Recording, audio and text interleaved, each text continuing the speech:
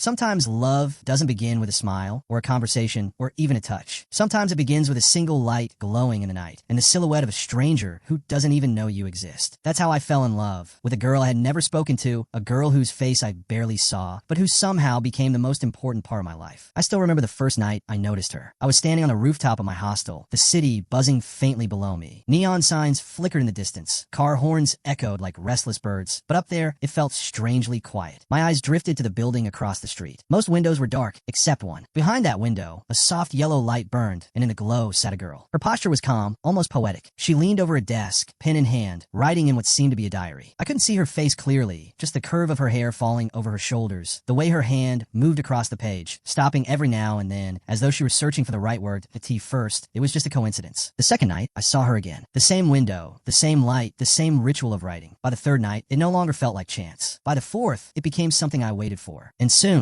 her window became the highlight of my day. She didn't know I existed. She never looked my way, never turned her head to the shadow of the boy watching from the rooftop across the street. But her presence, her simple, nightly act of writing, pulled me in like a secret I was desperate to uncover. I began to imagine her life. What was she writing about? Was it a journal of her day, letters to someone far away, or dreams she couldn't share with anyone else? I found myself creating stories about her, inventing details I could never confirm. Maybe she was a poet, maybe she was in love with someone, maybe she was lonely. One night, I brought a notebook of my own. Sitting under the dim rooftop light, I began to write too. I mirrored her ritual. When she bent her head to her diary, I bent mine to my notebook. When she paused to stare out her window, I stopped, lifted my eyes, and stared back at her faint silhouette. It felt like a connection, silent, invisible, and yet stronger than anything I had ever experienced. Night after night, we wrote together. Two strangers, two windows, two notebooks, and one unspoken bond. But then, something changed. One evening, I climbed up to the rooftop as usual, waiting for her light. The window was dark. I waited for an hour. Two, nothing. I told myself maybe she had gone to bed early. But the next night, it was dark again. And the night after that, her absence felt like a void inside me. The city lights seemed dimmer. The nights stretched longer. I found myself staring at that lifeless window, hoping, begging for the light to return. But it didn't. Days turned into weeks. Weeks into months. Eventually, I stopped going up to the rooftop. It was too painful to see that empty window. A year passed. Life moved on. But somewhere in my heart, I still carried her. The girl I had never known. The girl who had made me believe in a love without words. Then, one afternoon, it happened that I was wandering through the old city library. Dusty shelves, the scent of forgotten stories, the kind of silence that hums louder than noise. As I drifted between rows of books, something caught my eye. A worn-out journal lay on a corner table, left behind as though waiting for someone. Curious, I picked it up. The handwriting was delicate, almost familiar. My heart skipped that I turned the pages and froze. The words inside were hers. Every night, I sit by my window and write. Across the street, I see him, the boy on the rooftop. I wonder if he notices me. I wonder if he knows that I see him too. I wish, just once, he would come down from the shadows and say hello. My hands trembled as I flipped through more pages. She had written about me. The boy she thought didn't notice her. The boy she thought existed only as a blur in the night. She had noticed everything. My presence, my stillness, my gaze. She had been writing about me all along. Tears stung my eyes, but I couldn't stop smiling. The universe had played its cruel joke,